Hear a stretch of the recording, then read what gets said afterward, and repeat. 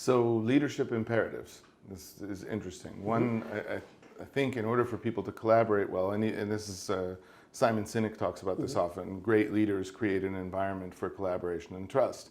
And they create that by creating a safe environment where people aren't driven by fear and their behavior isn't driven by fear. We all know that people accept. It's going to be tough. It's going to be very tough, but that's, as we said, coming out of crisis, it's going to be uncertain, but it shouldn't be driven by fear. It should be driven by opportunity.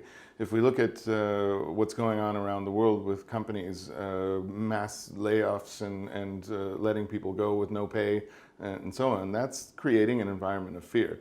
And it's also damaging the potential to trust that organization if they do invite those employees back in the future. I'm not sure I would trust an organization that very quickly works to save the numbers but not the people. And that's another Simon Sinek quote is, great leaders will sacrifice the numbers to save the people. Poor leaders are the ones that sacrifice the people to save the numbers. And I think this is a very telling time when the behavior of companies, how they behave in a time of crisis, will lead to the way they form relationships with people in the future and the environment that they're able to create. Yeah, so if we go into the fact that there is a crisis, there is chaos, it will settle down. It will not be the old way of working, it'll be a new normal. You're going to need people to discover that. If you've let your people go, or you've alienated your people, you're going to lose your main resources for discovering ways forward. And the best ones. Yes, the ones that have choices. Yeah. Okay.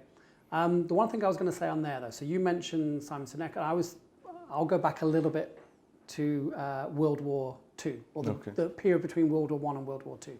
Slightly different time. Slightly different time. But I think there's still same things that are relevant, and I can bring it into a business perspective. So if we look at the obedience to authority in the Prussian military culture, so that led the Prussian army and the German army into the trenches in World War I and complete stalemate.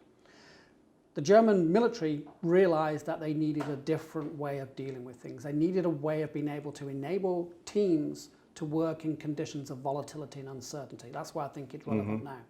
So what they came out with was a cultural shift, and it was a philosophical shift as well. And so they, again, focus on this idea of a mission. We need to clearly communicate our intent, even if that intent is just short term, but we need to make sure people know which way we're going.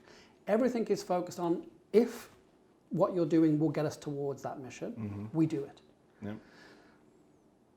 The key element to this was encourage an intuitive feel. So you think you can move forward in doing that.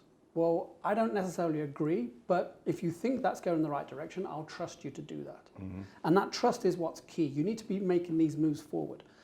So if you look at what Amazon do today, and if you look at Amazon's Bezos's 2016 letter to shareholders, he talks about the same four type of things. So their mission is commitment, a customer obsession. We are committed to customers.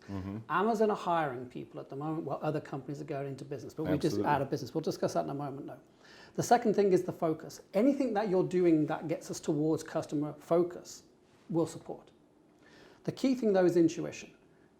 You don't have to get everybody's agreement for doing things. They have an idea of disagree and commit. Because the leader can't know, and Bezos himself says, if I need to get everybody to get my authority, we're definitely going to be too slow to act. Absolutely. And in this environment, speed is going to be crucial. So you need to try things.